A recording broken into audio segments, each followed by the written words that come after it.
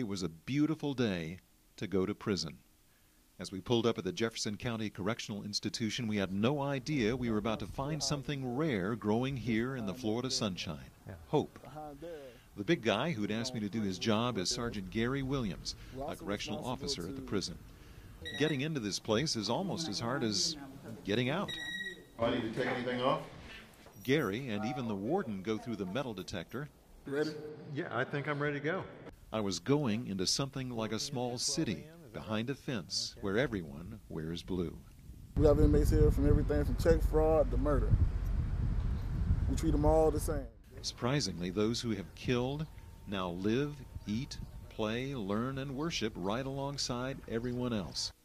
The prison has its own chapel and chaplain close by, but the threat of violence is also near. That's why inmates are spot-checked for weapons.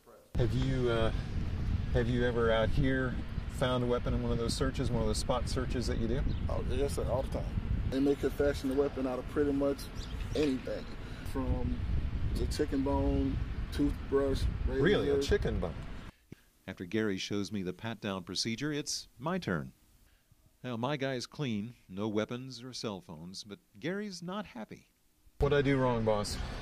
Now, with that particular pat search, one thing we don't do, we don't circle around the inmate in front of him. Which is what I did. I walked around in front of him. Don't do that.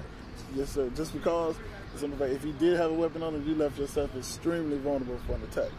Next mistake, I took out the lighter and then I squatted down in back of the inmate, vulnerable again. So you're pretty much saying I failed the whole search.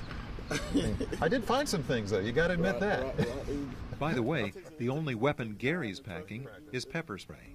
Another of Gary's jobs is keeping the peace in the classrooms.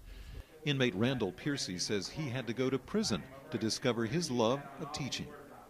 I've been blessed to be doing a job that I love to do, and I'm helping these guys not come back. It's just, I had no earthly idea that prison was going to be like that, and it's awesome. When he gets out, Randall wants to become a minister. Up next, a count of the inmates working in the prison laundry.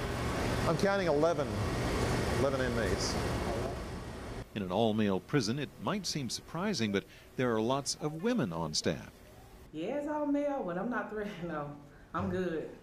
Speaking of threats, how about that prison food?